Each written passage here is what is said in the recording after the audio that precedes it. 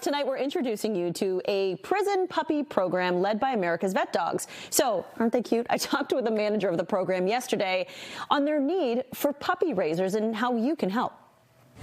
All right, new tonight, America's VetDogs raises guide and service dogs for veterans, first responders, and military members. They have an active program here in New England, and they're looking for some help. Paula Giardinella from America's VetDogs joins us now with a little bit more. So, Paula, thank you for joining us. You are looking for people to help raise puppies on the weekends, because the animals, as we know, are being trained during the week in prisons. It's something I got a chance to see firsthand a couple of years ago. Can you just explain how this program works? So the way the program works is we place 8 to 10-week-old puppies at the prison, and they're paired with an inmate handler, 2 inmate handlers actually, a primary and a backup handler, and they raise the puppies from the time they're 8 to 10 weeks old until they're about 15 months old. They have the puppies during the week, Monday through Friday. On the weekends, they go out with weekend puppy raisers. So the weekend puppy raisers drive to the prison. They pick the dogs up right there at the prison. The staff brings the dogs down to the lobby, and they have the puppies on the weekend from Friday until Sunday. The reason for that is the dogs need to get around traffic and children, and they need to go to stores and restaurants. If we left them at the prison, they wouldn't get properly socialized. Get that.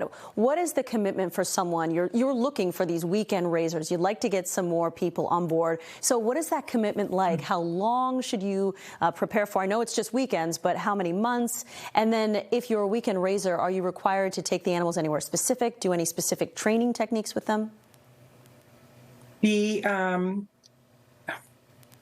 The raisers take them for, so the commitment is about 13 months.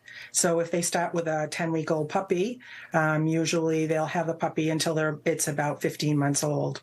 They follow a schedule, field trips.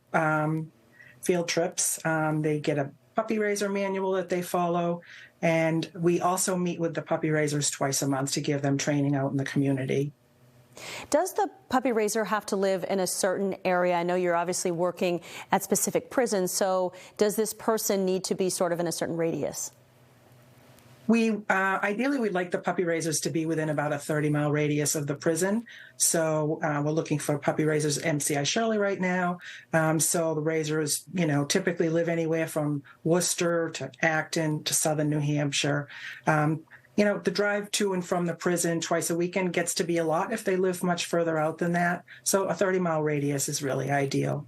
All right. And we're showing some video of these adorable puppies. I want to know if there's any interaction between that weekend puppy raiser and the inmate puppy raiser.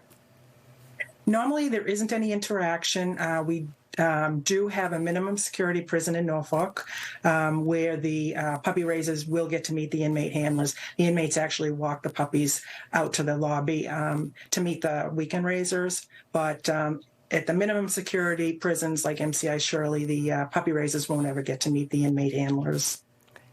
Paula, thank you so much for all that information. Hopefully people who are interested reach out and help you guys out. This is Paula Giardinella from America's VetDogs. Thank you again for joining us. And for more information, if maybe you want to become a weekend puppy raiser, head over to vetdogs.org.